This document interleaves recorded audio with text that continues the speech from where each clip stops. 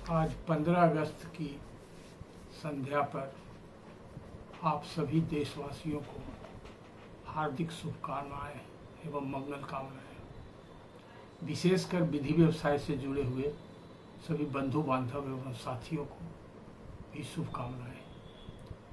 हम सभी आज आज़ादी के 75वां वर्षगांठ मना रहे हैं और भारत सरकार के प्रोग्राम के अनुसार ये अमृत महोत्सव है और अमृत महोत्सव हर विभाग में हर प्रकार से विभिन्न कार्यक्रमों के द्वारा मनाया जा रहा है।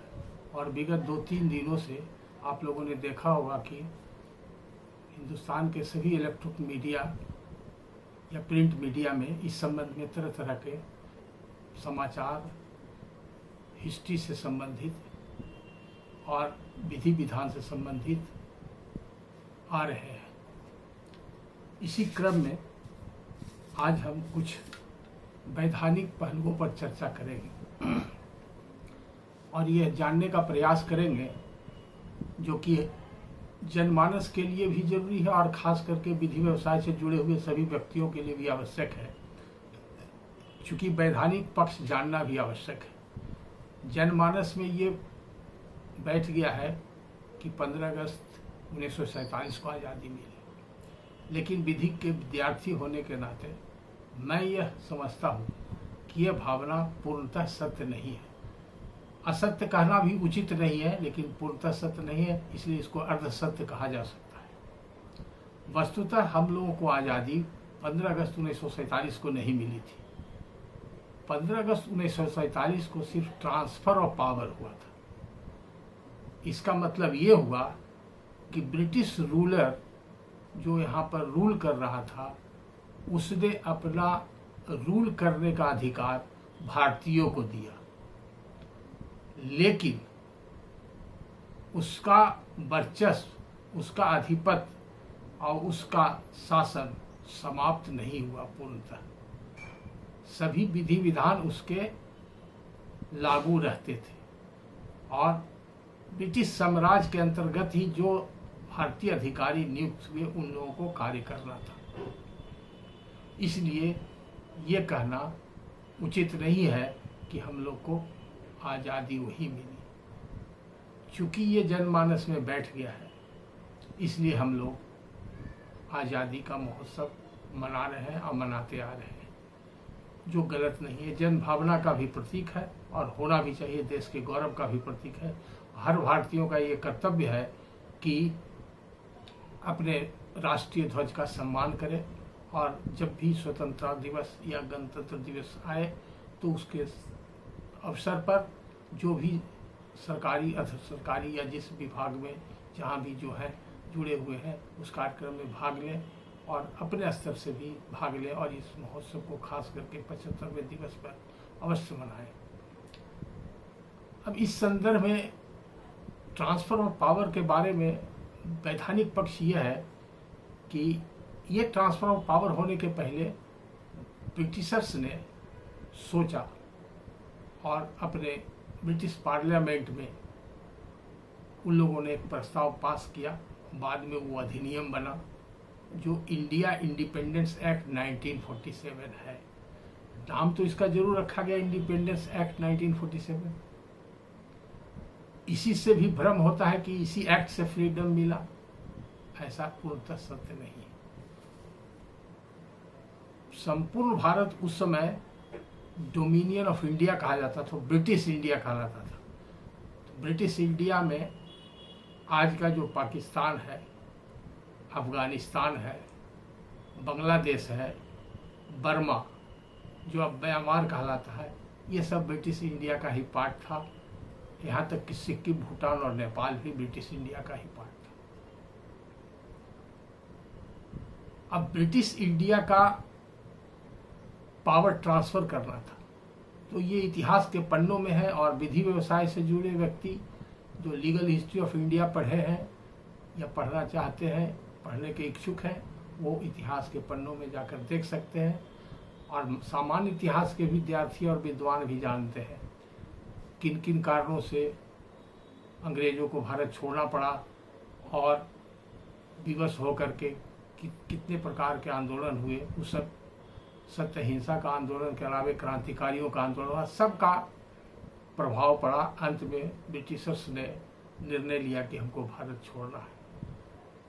तो अचानक छोड़ देने के बाद क्या होगा देश में, ये भी कुछ लोग लिबरल जो ब्रिटिशर्स थे सोचते थे। और आप सभी जानते हैं, ये इतिहास का सर्वमान्य सत्य है कि मोहम्मद अली जिन्ना बहुत एस्पायरेंट थे कि हम हेड ऑफ द नेशन बने, लेकिन उनको ये संभव नहीं था कि भारत में रह करके हमको हेड ऑफ द नेशन का पदवी मिल सकता है।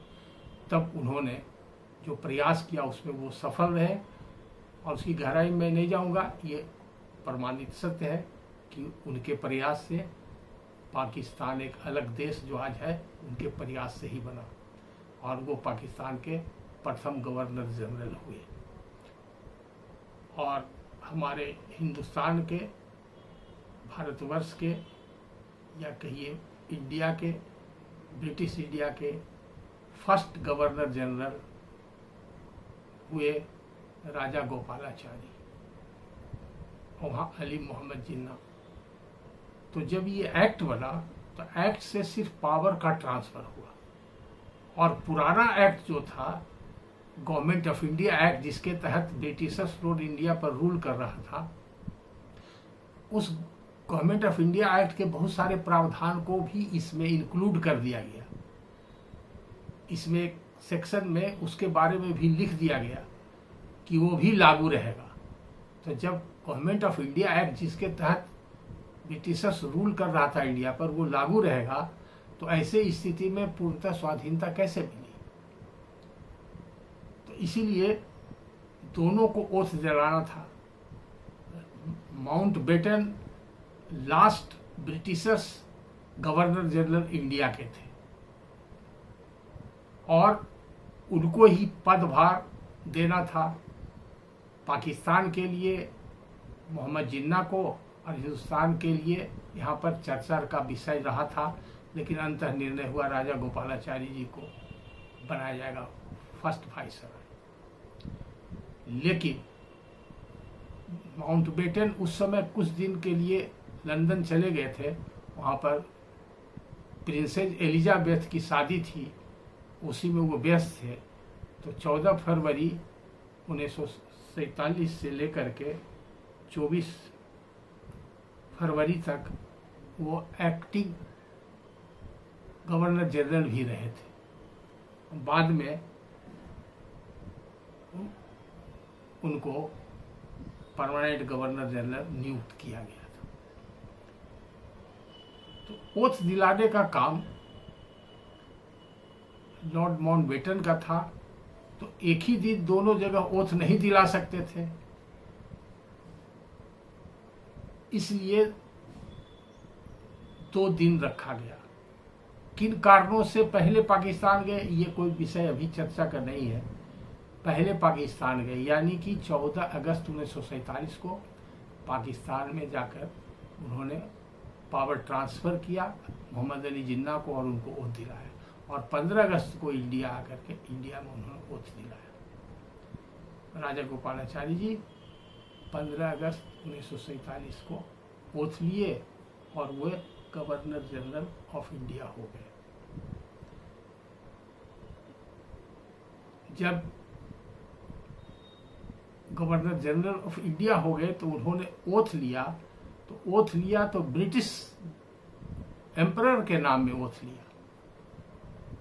He was appointed by British government. तो इससे भी प्रमाणित होता है कि वो स्वतंत्र देश नहीं था, स्वतंत्र ओथ नहीं लिया गया। अब जहाँ तक कि गवर्नर जनरल का प्रश्न है, इसके बारे में भी कुछ जानकारी दे देना चाहते हैं। तो आप सभी जानते हैं कि ईस्ट इंडिया कंपनी व्यापारी बन के हिंदुस्तान में आई थी और करीब 200 वर्षों तक राज किया। उस समय ब्रिटिश पार्लियामेंट से रेगुलेशंस पास होते थे। तो पहला रेगुलेटिंग एक्ट 1833 का था, उसके द्वारा बंगाल पर शासन करने के लिए गवर्नर जनरल ऑफ बंगाल की नियुक्ति हुई थी। और बाद में वो गवर्नर जनरल का पोस्ट जो है वो कन्वर्ट हो गया जब 1833 का एक्ट के हिसाब से वो गवर्नर जनरल ऑफ इंडिया हो गए। और 1858 में जब एक्ट आया, गवर्नमेंट ऑफ इंडिया एक्ट, तो वो गवर्नर जनरल का पोस्ट कन्वर्ट हो गया वाइसराय ऑफ इंडिया में। इसलिए कुछ लोग गवर्नर जनरल भी बोलते हैं, कोई वाइसराय बोलते हैं, लेकिन टाइम पीरियड वही है। 1858 के बाद ये हो गया पोस्ट, वाइसराय का पोस्ट हो गया। तो as a Britishers Lord Mountbatten last viceroy थे, और as a Indian Rajagopalachari was the first viceroy under the British empire, वो थे। और बाद में जब संविधान बना तो वाइसराय का जो हेड ऑफ द नेशन होता है उसका पोस्ट प्रेसिडेंट का हो गया, प्रेसिडेंट ऑफ इंडिया, जो डॉक्टर राजेंद्र प्रसाद हुए जब कॉन्स्टिट्यूशन बन गया। तो 26 जनवरी 1950 को उन्होंने ओथ लिया। तो 26 जनवरी तक 15 अगस्त 1947 से लेके 26 जनवरी 1950 तक Rajagopalachari under the British rule उन्होंने head of the nation on the post of viceroy काम किया।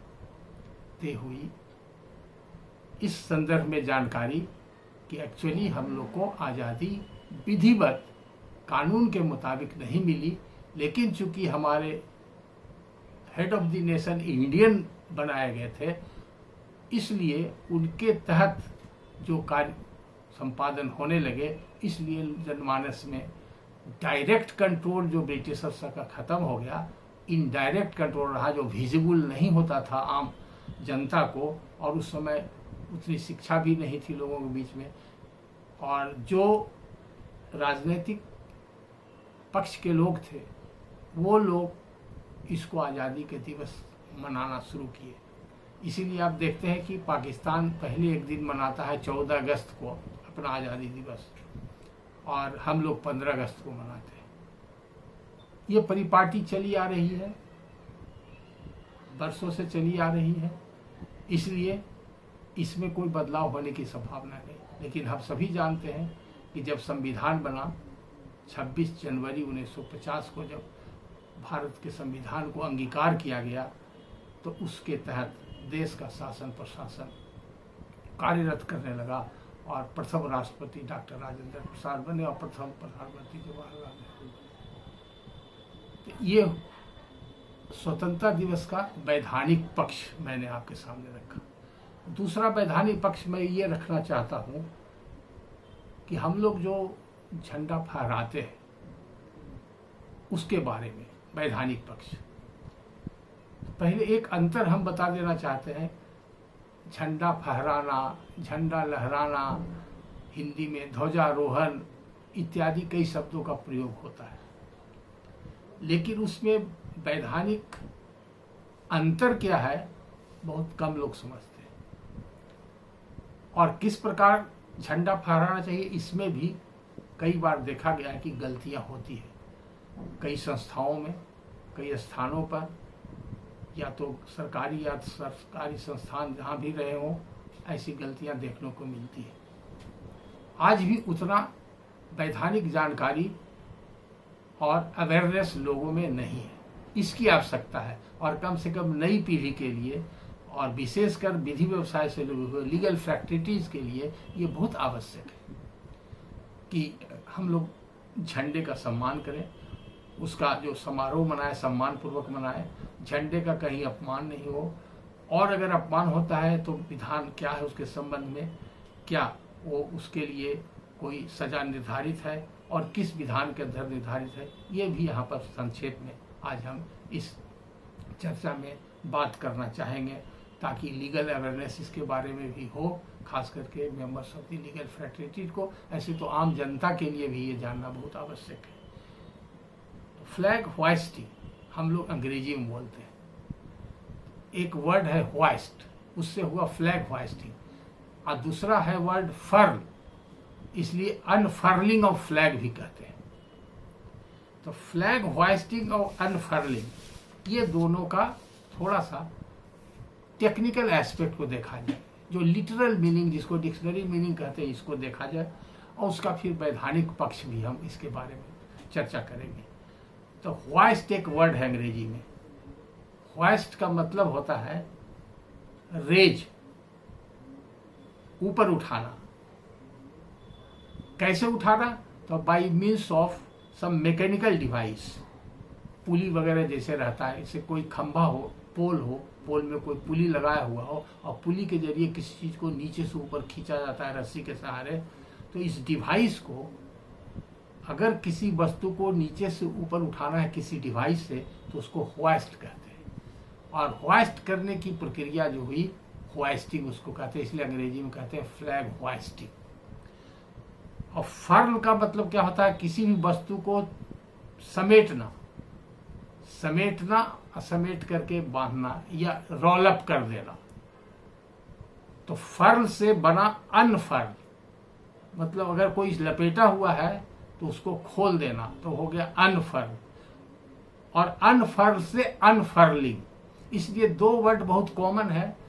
आप अंग्रेजी किताब में या अंग्रेजी अखबारों में होइस्टिंग एंड अनफर्लिंग या इंग्लिश स्पीच में लोगों को कहते सुने होंगे, flag hoisting ceremony, flag unfurling ceremony. लेकिन टेक्निकल एस्पेक्ट क्या है? टेक्निकल एस्पेक्ट यह है कि आज़ादी जिसको हम मना रहे हैं, आज़ादी का जो समारोह मना रहे हैं, और पहली बार जो मनाया गया 15 अगस्त 1947 को, उस समय से आज तक वही प्रक्रिया चली आ रही है। कहीं कहीं गलतियां हुई हैं भ्रांति के कारण या ज्ञानता के कारण, लेकिन अब बहुत जागरूकता और सजगता हो गई है। खास करके सरकारी कार्यक्रमों में तो इसमें गलती नहीं देखी जा रही है, और बहुत से इंस्टीट्यूशन में गलती नहीं देखी जा रही है, लेकिन कुछ कुछ छिटपुट घटनाएं ऐसे सामने आती हैं। तो 15 अगस्त वो दिन है, हम लोग मान करके चल रहे हैं, जो जनमानस में है भारतीयों के, कि हम गुलाम थे, आज़ाद हुए। तो गुलामी का क्या प्रतीक है? गुलामी का प्रतीक है जंजीर, मतलब जकड़ा हुआ इंसान, उसको हाथ पैर फैलाने का जगह नहीं, या किसी जेल में बंद, किसी चार दीवारी में बंद, किसी घेरे में बंद। तो उस गुलामी की जंजीर और बेड़ी को जब तोड़ेगा इंसान, तो हाथ पैर फैलाएगा, अंगड़ाई लेगा, बैठा है तो उठेगा, खड़ा होगा। इस सेंस में जब 15 अगस्त को झंडा फहराया गया, और जो आज तक फहराया जा रहा है, उसमें हम लोग उसको फ्लैग होइस्टिंग अंग्रेजी में बोलते हैं। हिंदी में उसको ध्वजारोहण कहा जाता है। रोहन का मतलब है नीचे से ऊपर की ओर ले जाना। तो आप देखेंगे कि जिस पोल में झंडा बंधा रहता है, उसमें झंडा का ऊपर का पोर्शन खाली रहता है। जितना ऊंचा खंभा हो, पोल हो, उसी के हिसाब से, अगर छोटा है तो मिडिल में भी लोग रखते हैं, और बहुत बड़ा है तो मिडिल से थोड़ा ऊपर, लेकिन ऊपर का पोर्शन 1 से 2 मीटर कम से कम खाली रहना चाहिए, और झंडा को 1-2 मीटर नीचे पोल में बंधा हुआ रहना चाहिए। और उसमें लोग, चूंकि खुशहाली का प्रतीक है, महोत्सव का प्रतीक है, इसलिए फूल जो है खुशहाली का प्रतीक है, उस झंडे में जब उसको बांधा जाता है तो फूल वगैरह भी डाल दिया जाता है।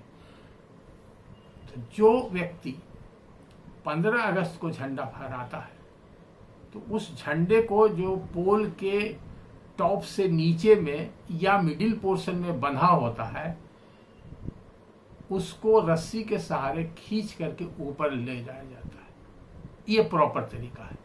और ऊपर कहाँ तक? टॉप ऑफ दी पोल, पोल के ऊपरी सिरे तक जब वो पहुंच गया, तो वहां पर फ्लैग को दूसरा सिरा जो रस्सी का बंधा होता है, उसको खोल दिया जाता है खींच से, ताकि उसके अंदर फूल जो है उसकी पंखुड़ियाँ बिखरे, वहाँ पर जो लोग ध्वज को सलामी देने के लिए खड़े हैं उनके ऊपर पड़े और झंडा हवा में फहराने लगे। तो ये इस बात का द्योतक और प्रतीक है कि ये झंडा जो बंधा हुआ था, रस्सियों में जकड़ा हुआ था, उसी तरह से हम लोग भी गुलामी में जकड़े हुए थे।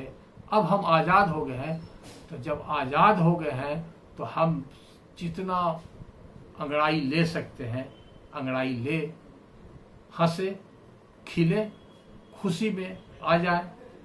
इसीलिए ये प्रतीक है नीचे से ऊपर ध्वजारोहण करने का 15 अगस्त को। लेकिन 26 जनवरी को जो झंडा फहराया जाता है, वो झंडा टॉप ऑफ द पोल, जो खंबा होता है जिसके ऊपर झंडा बांधा रहता है, उसके ऊपरी सिरे में, वह अंतिम छोर पर बांधा हुआ रहता है और उसी तरह से रोल किया हुआ रहता है।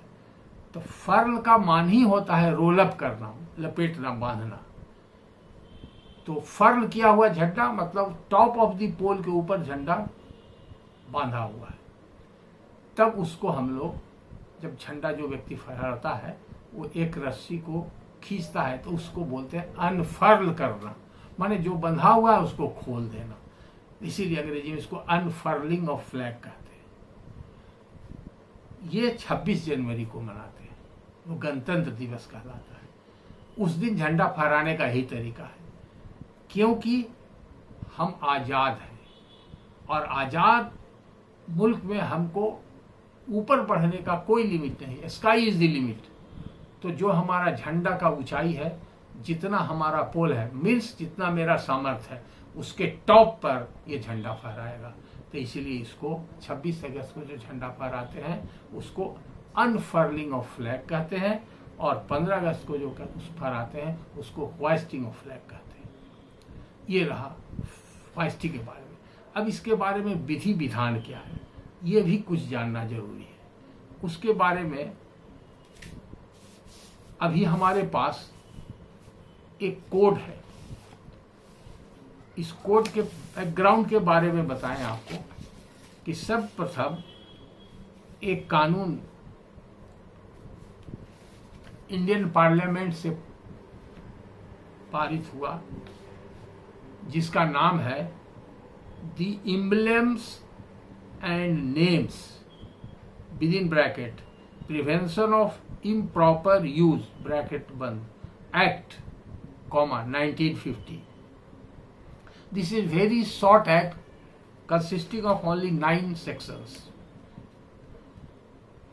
This contains some provisions regarding emblem, and definition of emblem has been given in section 2 of this act, which also include flag under the definition of emblem, and provision for improper use of emblem and names has been made by virtue of section 3 of the act. And if there is a contravention of provision of section 3, means if any person violates that provision by misusing the emblem, means the flag, we are now concerned with flag only, our national flag. If anybody misuses, then he will be subjected to penalty. For that, penal action may be taken against him. That penalty is provided in section 5, and this is with regard to punishment of fine of rupees 500. Any person who contravenes the provision of section 3 shall be punished with fine which may extend to 500 rupees.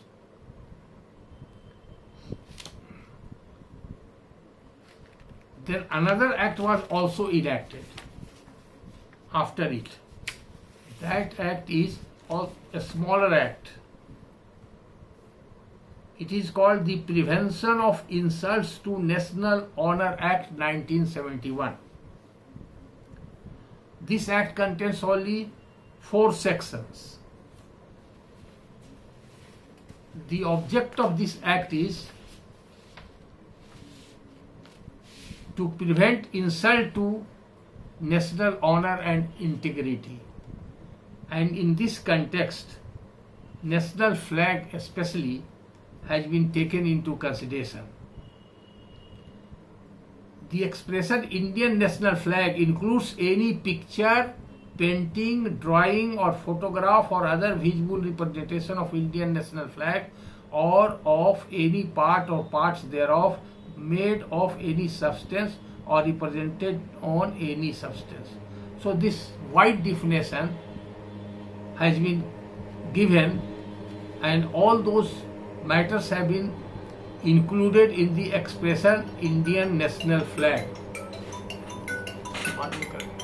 Indian national flag. In this section also certain penal provision has been made. If there is an insult to national honor, penal provision has been made. And that provision is under section 3, and the punishment provided is 3 years, or with fine or with both. And for second time offence under section 3A, the punishment may be not less than 1 year in any case. So the objective behind it was to give honor to our national flag, and it must be respected by all concerned. As these two acts became old, in the year 2002, a flag code was prescribed. In that code, these two acts were also included, and apart from these two acts, certain guidelines were also mentioned therein, so that the honor and dignity of flag may be maintained and respected by all concerned. In this context, I would like to give the outline of the Flag Code of India. The Indian national flag represents the hopes and aspirations of the people of India. It is the symbol of our national pride over the last 7 decades. Several people, including members of armed forces, having ungrudgingly laid down their lives to keep the tricolor flying in its full glory. There is universal affection and respect for and loyalty to the national flag. Yet a perceptible lack of awareness is often noticed not only amongst people but also in the organizations, agencies of the government in regard to laws, practices and conventions that apply to the display of the national flag. Apart from non-statutory instructions issued by the government from time to time, display of the national flag is governed by the provisions of the Emblems and Names Prevention of Improper Use Act 1950 and the Prevention of Insult to National Honor Act 1971.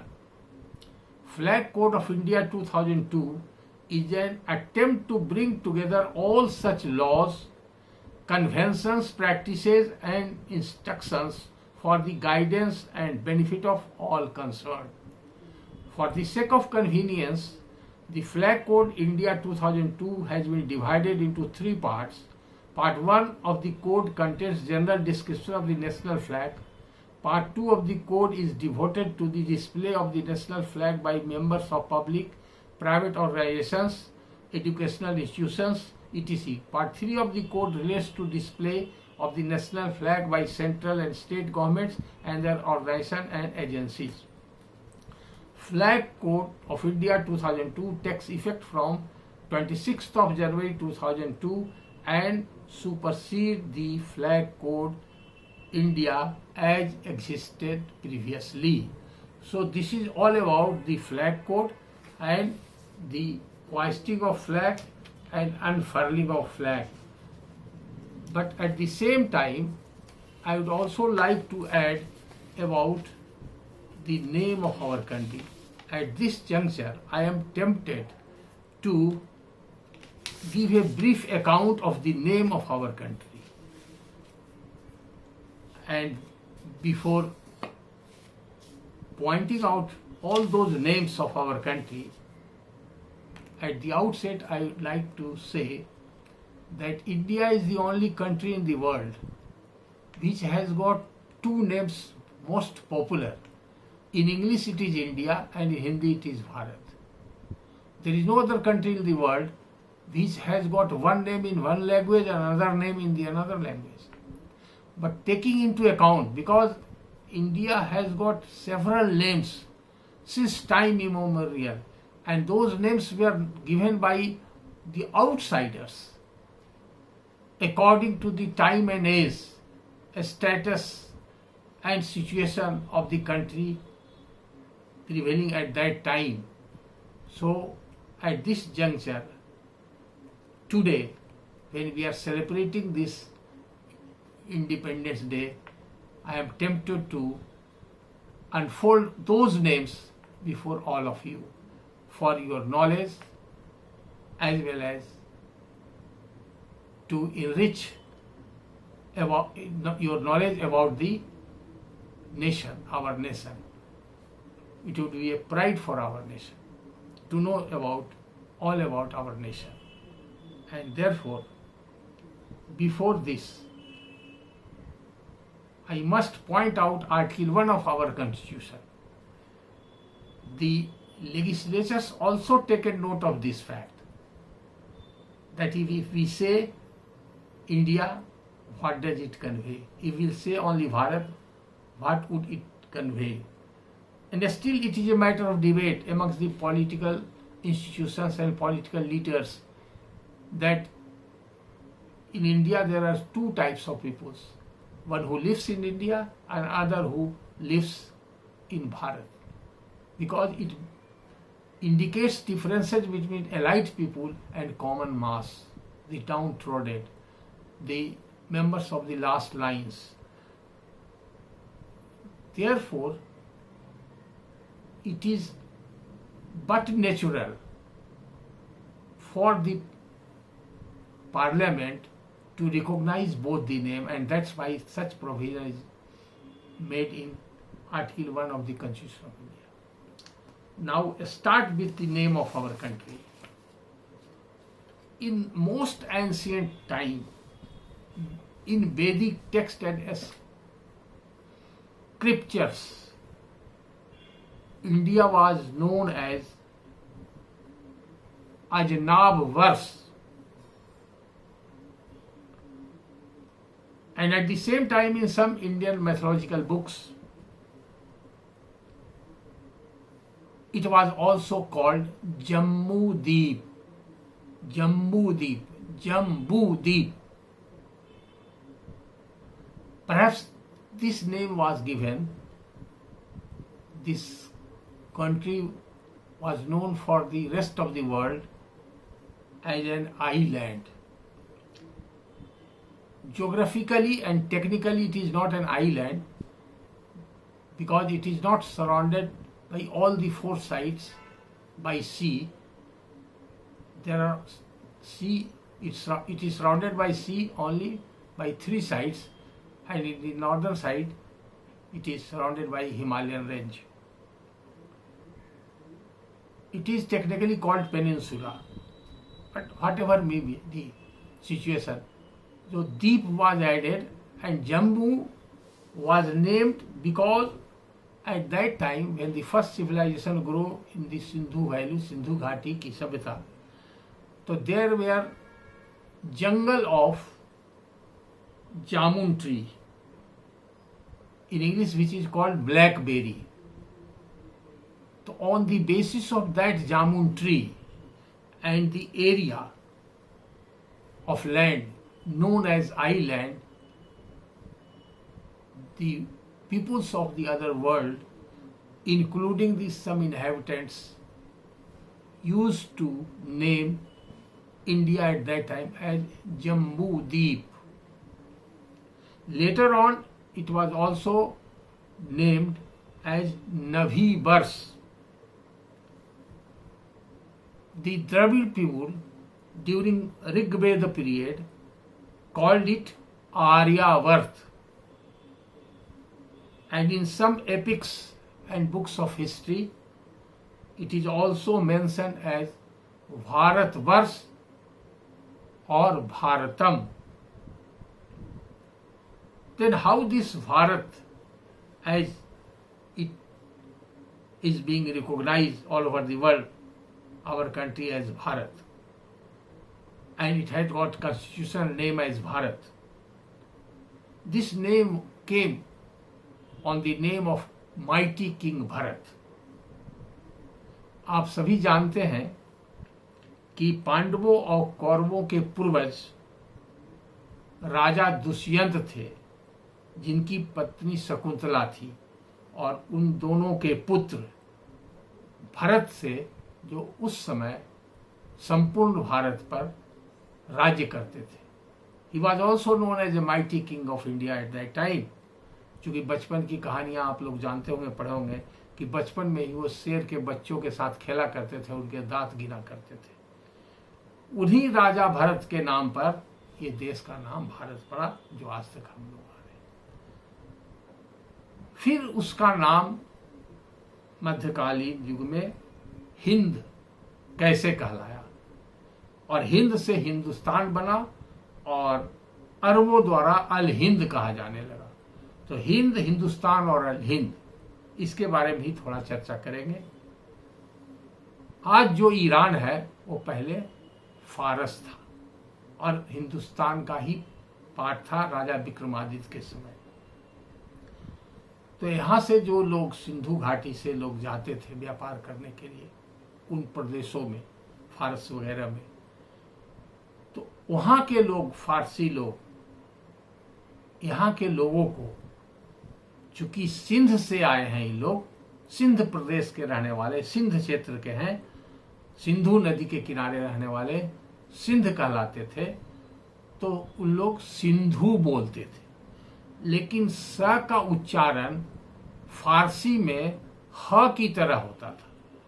स जैसे हम लोग बोलते हैं, तो उनके dialects and phonetics के कारण वो स नहीं कह पाते थे, तो ह होता। तो बोलते थे सिंधु, लेकिन हम लोग उसको सुनते थे हिंदू, उसी तरह से प्रोनाउंस करते थे। तो इसीलिए सिंध से सिंधु और सिंधु से हिंदू फारसी लोगों ने पुकारना शुरू किया, तो हम लोग हिंदू कहलाए।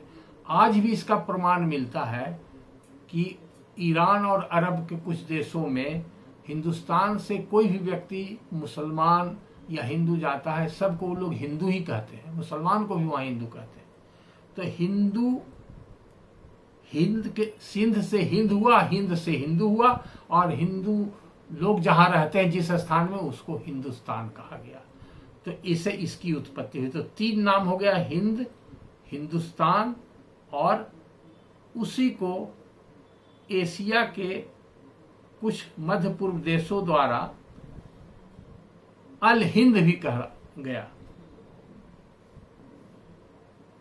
उसके बाद इंडिया, इंडिया जो है वेस्टर्न कंट्रीज के लोग जिनका संपर्क हुआ उस जमाने में, और वो व्यापारिक संपर्क ही था, उसके कारण आने जाने वाले लोग आपस में जब मिलते थे तो उन लोग इंडिया इसको बोलने लगे, हम लोग के देश को इंडिया बोले।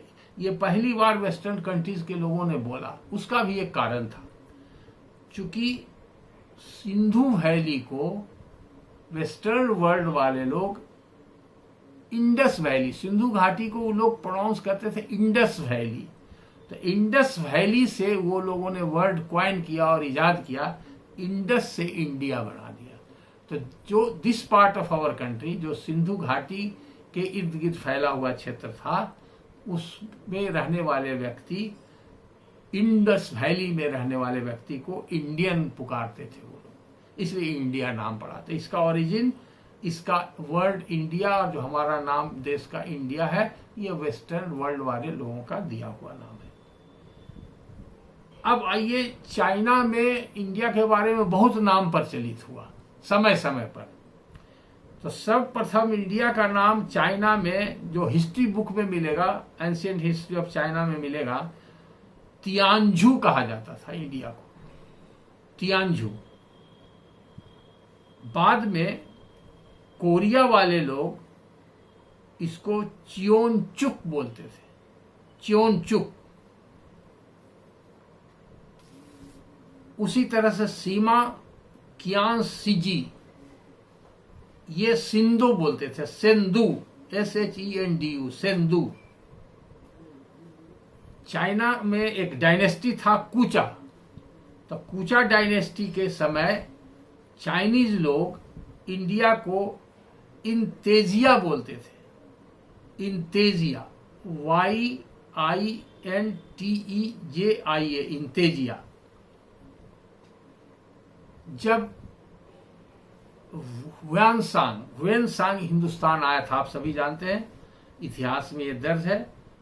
वो एक ट्रेवलर था चाइना का, और बहुत बड़ा स्कॉलर, चाइनीज स्कॉलर भी था, जो बुद्धिस्ट हो गया था, बुद्ध का फॉलोअर था, और हिंदुस्तान आया था 629 और 645 के पीरियड में। वो हिंदुस्तान के विभिन्न स्थानों में गया, यहाँ भी नालंदा में भी आया था। उसी के मेमोरी में वहाँ पर 1955 में पंडित नेहरू ने बनवाया था ह्वेनसांग मेमोरियल हॉल, जो आज भी देखने लायक जगह है। वहाँ पर उसी के मेमोरी में बनाया गया था। उसने अपने यात्रा वृत्तांत में वो जो नाम दिया हिंदुस्तान का, उसने लिखा उबिन, WUUYIN, विन, उबिन। उसके बाद करंट चाइनीज व्यवहार जो होने लगा, इंडिया के बारे में आना जाना होने लगा, उस समय वहाँ का जो चाइनीज लोग थे, इंदू कह के पुकारने लगे। YINDU लिखते भी थे, यही स्पेलिंग, और इंदू बोलते थे। पर्शियन में वो लोग हिंदूज, जैसे पर्सिया के बारे में हिंदू कहा था तो ज्यादातर लोग जाते थे तो हिंदूज भी बोलने लगे। उसी तरह से हिब्रू में, बिब्लिकल हिब्रू में होदू बोलते थे, होदू। और पुराने जमाने में जापान भी इंडिया को इंडो बोलता था, INDO, इंडो। और वेस्टर्न वर्ल्ड के कुछ ऐसे देश थे जो इंडिया को इंडिका बोलते थे, और वो दो तरह से लिखते थे, INDIK इंडिका या INDICA इंडिका। आप सभी जानते हैं कि विक्रमादित्य, जिनके नाम पर विक्रम संवत चला है, बहुत ही माइटी किंग इंडिया के रहे हैं। और उनके टाइम में सबसे बड़ा विस्तार भारतीय क्षेत्र का था, जो अरब कंट्रीज है और आज का ईरान है, वो सब इसका पार्ट हुआ करता था। ब्रिटिश इंडिया का तो जितना पार्ट है सब इसी के अंतर्गत था। ये सब उनके समय में इतना समृद्ध मेरा देश था कि इसको रेस्ट ऑफ द वर्ल्ड सभी सोने की चिड़िया कह के पुकारते थे। तो इसलिए उस जमाने में बहुतों किताब में, हिस्ट्री बुक में मिलेगा सोने की चिड़िया। तो एक तरह से ये निक नेम इंडिया का माना गया था उस समय।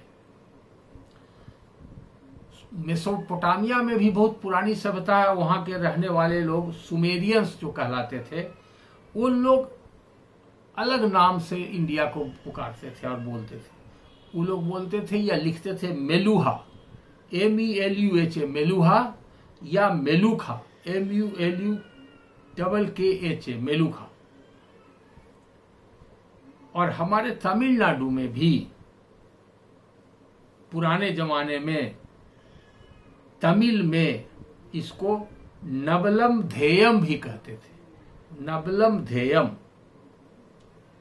और भारतीय धर्म शास्त्रों में बहुत बार पूजा पाठ की विधि में ब्राह्मणों के द्वारा मंत्र जो उच्चारण किया जाता है, उसमें ये होता है न, आर्यावर्ते जम्मू द्वीपे भारत खंडे भारत क्षेत्रे, इस तरह से। तो इसलिए भारत खंड, भारत क्षेत्र भी कह के इसको इंगित किया गया है। ओल्ड जापानीज, जो पुराने जमाने में जापानीज लोग इसको तेनजीकू भी कहते थे, तेनजीकू भी कहते थे। इस प्रकार से विभिन्न कालखंड में, विभिन्न समय में, विभिन्न देशवासियों के द्वारा इंडिया का विभिन्न नाम आया। और अगर गिनती करेंगे तो 25-26 नाम इंडिया का है।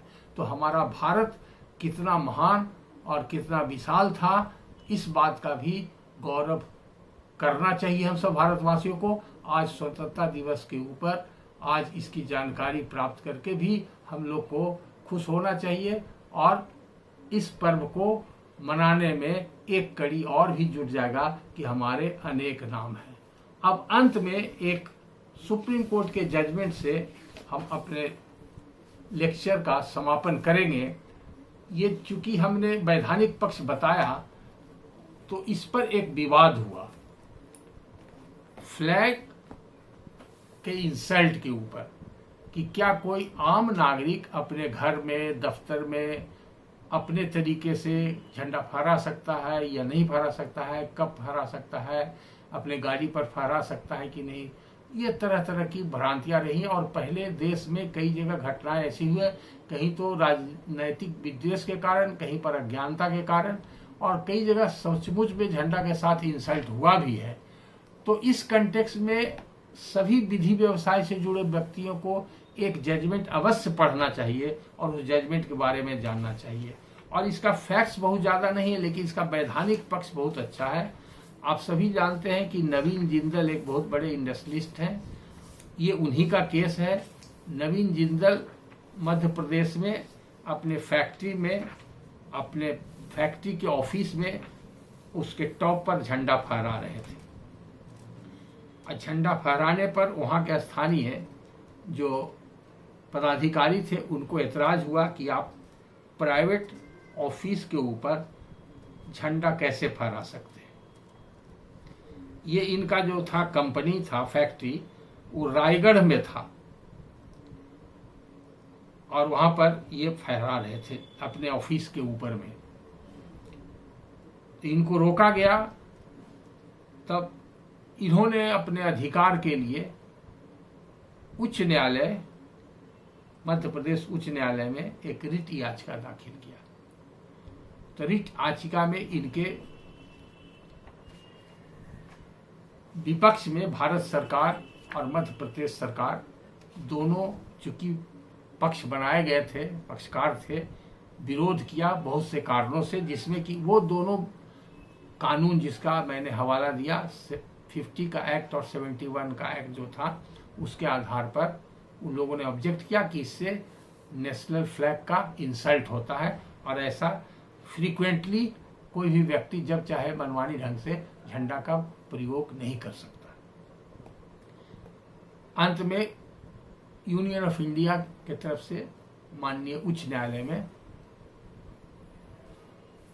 अपील दायर किया गया और उस अपील का निर्णय 3 जजों के बेंच द्वारा सुनवाई करके निर्णय दिया गया। ये बहुत लंबा जजमेंट है, करीब 50 पन्ने का जजमेंट है, जिसमें 91 पैराग्राफ्स हैं और इसमें जितने भी फंडामेंटल राइट से संबंधित पुराने सुप्रीम कोर्ट के जजमेंट है, फ्रीडम ऑफ एक्सप्रेशन के ऊपर वो डिस्कस किया गया है। इसलिए लीगल फ्रेटर्निटी से जुटे हुए सभी व्यक्तियों को ये जानना और इस जजमेंट को पढ़ना अति आवश्यक है, अपने नॉलेज को इनरिच करने के लिए और लीगल अवेयरनेस के लिए ये जरूरी है। इसलिए हम यहाँ पर सुप्रीम कोर्ट का शॉर्ट में जो फाइंडिंग है पॉइंट वाइज वो बता देते हैं और ये जजमेंट पढ़ने की चीज़ है। इससे आपका सभी का नॉलेज इनरिच होगा और ये एक आम जनता के लिए भी जानना जरूरी है कि झंडा फहराना मेरा फंडामेंटल राइट है, लेकिन झंडे की डिग्निटी को मेंटेन करना भी हमारा फंडामेंटल ड्यूटी है और झंडे को इंसल्ट करने पर हम पेनाल्टी के भी भागी हैं। ये सब जानना हर व्यक्ति के लिए, हर भारतीय के लिए आवश्यक है। तो सुप्रीम कोर्ट ने जो अंतिम निर्णय दिया, वो निर्णय का जो सार तत्व है वो हम पॉइंट वाइज आपको बता रहे हैं, जैसा कि सुप्रीम कोर्ट ने अपने निर्णय में उद्धृत किया है और लाइन बाय लाइन उनका हम कोट करते हैं। तो पहला पॉइंट जो सुप्रीम कोर्ट ने कहा, right to fly the national flag freely with respect and dignity is a fundamental right of a citizen within the meaning of Article 19(1) subclause A of the Constitution of India, being an expression and manifestation of his allegiance and feelings and sentiments of pride for the nation. दूसरा point जो कहा, the fundamental right to fly the national flag is not an absolute right but a qualified one, being subject to reasonable restriction under clause 2 of Article 19 of the Constitution of India. हम सभी जानते हैं कि हमारे पास fundamental rights है, लेकिन वो fundamental rights absolute नहीं है। उस पर रीजनेबल रिस्ट्रिक्शंस सरकार के द्वारा लगाया जा सकता है। इसलिए कहा गया है फंडामेंटल राइट्स के साथ साथ ऑब्लिगेशन एंड ड्यूटी भी है प्रत्येक सिटीजन का। तीसरा पॉइंट जो कहा गया, the emblems and names prevention of improper use act 1950 and the Prevention of Insult to National Honor Act 1971 regulate the use of the national flag। मतलब ये दोनों एक्ट वैलिड है और उसके फ्लैग के यूज को रेगुलेट करता है, इसलिए ये इसका प्रोविजन आज भी लागू है, आज भी मान्य है। चौथा, flag code although is not a law within the meaning of Article 13(3)(a) of the Constitution of India for the purpose of Clause 2 of Article 19 thereof। इसका मतलब ये हुआ कि लॉ जो वर्ड है, लॉ कहीं पर डिफाइन नहीं है। कॉन्स्टिट्यूशन के आर्टिकल 13 में लॉ में के कैटेगरी में क्या क्या आता हुआ ये लिखा हुआ है, लॉ का डिफिनेशन नहीं दिया हुआ है। तो इसीलिए जो 2002 का कोड बना, 2002 का फ्लैग कोड को सुप्रीम कोर्ट ने कहा कि ये आर्टिकल 13 में जो लॉ का डिफिनेशन है उसमें इंक्लूडेड नहीं है। उसमें एक्ट है, रूल्स है, नोटिफिकेशंस है, बहुत सा चीज है, लेकिन उसमें ये फ्लैग कोड 2002 उसके कैटेगरी में नहीं आता है, इसलिए ये स्टैट्यूटरी लॉ नहीं है। तो इसीलिए यहां पर सुप्रीम कोर्ट ने कहा flag code although is not a law within the meaning of Article 13(3)(a) of the Constitution of India for the purpose of Clause 2 of Article 9 thereof, it would not restrictively regulate the free exercise of the right of flying the national flag। ये बहुत important है कि ये statute book नहीं है, वो law article 13 में नहीं है, फिर भी ये रेस्ट्रिक्टिवली रेगुलेट करता है free exercise of the right of flying the national flag. तो रेस्ट्रिक्शंस इंपोज किया है वो मानने योग्य है। However, the flag code, to the extent it provides for preserving respect and dignity of the national flag, the same deserves to be followed। इसका मतलब हुआ कि जो फ्लैग कोड कहता है उसको हर भारतीयों का मानना, अनुपालन करना भी कर्तव्य है। जो भी रिस्ट्रिक्शंस उसमें लगाए गए उसके पीछे कारण है कि dignity of the nation as well as honor to our national flag must be upheld for the purpose of interpretation of the constitutional scheme and for the purpose of maintaining a balance between the fundamental legal rights of the citizen vis-a-vis the regulatory measures restrictions। Both parts 4 and 4A of the Constitution of India can be taken recourse to। ऐसा कह करके supreme Court ने अपना निर्णय दिया और जो नवीन जिंदल थे उनको झंडा फहराने का अधिकार था, इसको अपहेल्ड किया सुप्रीम कोर्ट ने। तो इसलिए इसका आज चर्चा करना मैंने बहुत अत्यंत आवश्यक समझा और इसकी चर्चा अब यहीं पर समाप्त होती है। अंत में मैं आप सब लोगों को पुनः आज स्वतंत्रता दिवस पर शुभकामनाएं देता हूं, साधुवाद देता हूं और अपना लेक्चर का ये पार्ट आज यहीं पर समाप्त करता हूं। धन्यवाद।